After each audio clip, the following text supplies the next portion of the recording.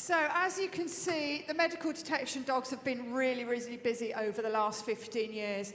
But let's take it back. Let's go back to the beginning. So, I'm going to talk now to Chris Allen, the Puppy Supply and Training Manager. Welcome, Chris, to the main arena at Crufts. We're going to start at the beginning with the puppies. Can you tell us a little bit about how you start their training, etc.? Definitely, but you can see there's a wonderful group of volunteers here, and they're missing something. They are missing the most important ingredient of this demonstration, and that's our puppies. So let's bring in the puppies.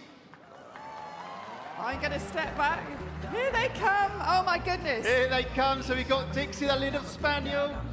And we've got Howard over there looking for his mum. We've got Kyra, the young Hovervart, who's come rushing in over there. We've got Poppy as well. So we've got a fine selection of typical example of medical detection dogs in training and socialising. And so these young dogs are going to go on to literally save lives, aren't they? Literally. I mean, it's not even a glib comment to make. They are literally going to save lives. So can you tell us a little bit about how you start their training? You know, how I believe you use, like, for example, a fostering scheme. How does that work? Sure. So all our puppies will come to us around normally about 8, 9 weeks of age from a breeder or a private home. Some will come from welfare centres, and they'll then be placed with one of our amazing socialisers who are volunteers. They come to training classes, they have home visits from us, they're all allocated to a socialising trainer. So we've got Lauren in the middle here, who's just running a bit of a training class for our puppies, getting them used to all the sights and sounds that they're going to see when they're out working as a medical alert assistance dog, or when they're going to be working as a biodetection dog. And that initial sort of environmental sort of training, I guess it is training, they've just got to get used to the big wide world, haven't they? And that's so important because they have to do this job in busy places, shopping malls, etc., etc. So that early stage is so important, isn't it? It's vital, it's vital. You know, we've got clients on our stand over the next 4 days with their assistance dogs. If it wasn't for this socialisation and this training at early stages, they wouldn't be able to come to such events. They wouldn't be able to lead a more independent life knowing that they've got their assistance dog next to them at any moment of time. And I think for me, one of the things that attracted me to this particular charity was also understanding about the welfare of the dogs, because, you know, myself and everybody in the arena here, you know, we love dogs, don't we? So the welfare of the dogs is so important. So it's good to know that that's how they start their training life, and that's how they will continue to live, in effect, going forward. Definitely. Living with volunteers, living in homes and enjoying. So we've got who have we got over here? We've got Rosie over here, young biodetection dog in training. So she's a young puppy. She's just learning to find her training odour. Sniffing a pot when she gets there, she'll just throw us a slight freeze to say, oh, here's the odour, here's the smell, and then we're marking that behaviour with a treat. And you can see she's thoroughly loving her job. And I think also it's probably a good time to explain there's 2 parts to this charity, isn't there? There's what we call biodetection, which is sniffing out the disease as such, and then we've got an alert assistance arm to the charity as well, which is all about giving quality of life to individual people who may have, for example, a condition that's stopping their or you know, restricting their quality of life. Yeah. So there's those 2 arms. So that's the biodetection bit. Yes. That's the smell of the disease bit. Okay. And over here with Ali, we've got Fred. So he's another young puppy. So he's going to be, hopefully, fingers crossed, medical alert assistance dog. So he's got to learn to use his nose and search someone. We've got Rosie, who's been searching pots. Now Fred's got to learn that there's an interesting odour coming from your body.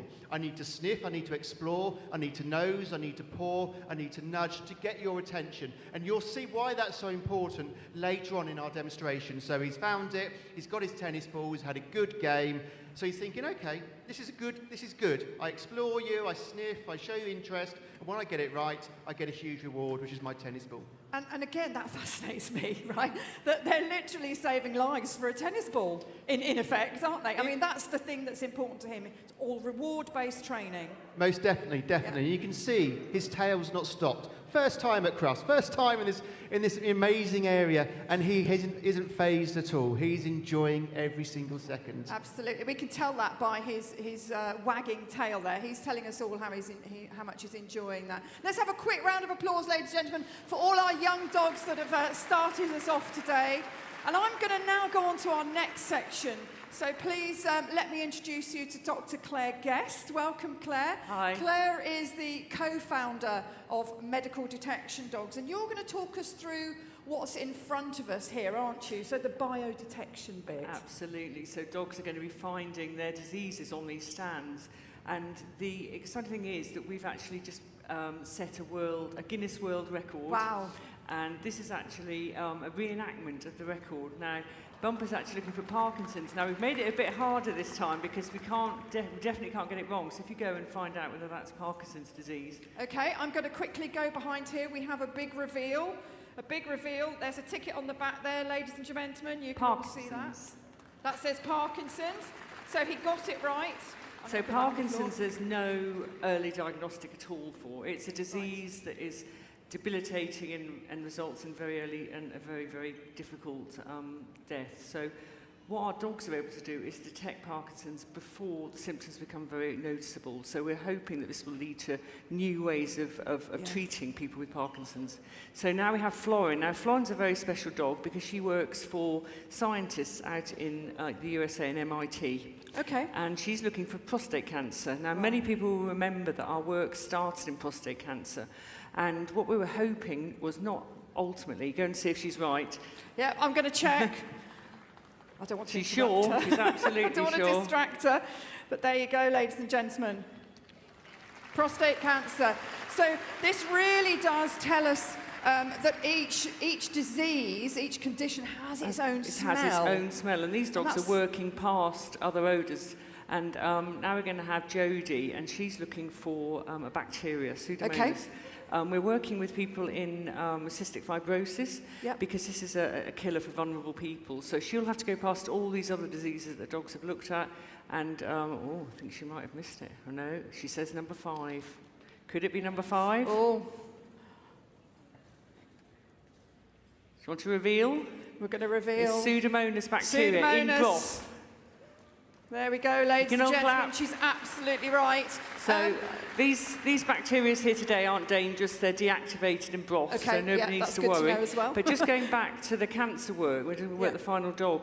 The cancer work isn't about these dogs doing it ultimately. It's about the scientists at MIT translating. Yes. So Florin is actually teaching artificial intelligence what cancer smells like, because there's nothing else on the planet that knows what cancer smells like. And these dogs literally have the best ability to smell.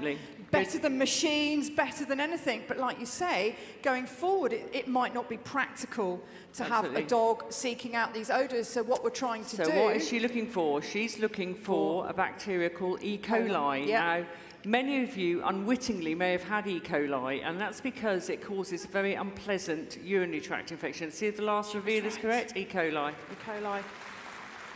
Yeah. Many of you will have had yourselves or had relatives who have had E. coli urinary tract infection.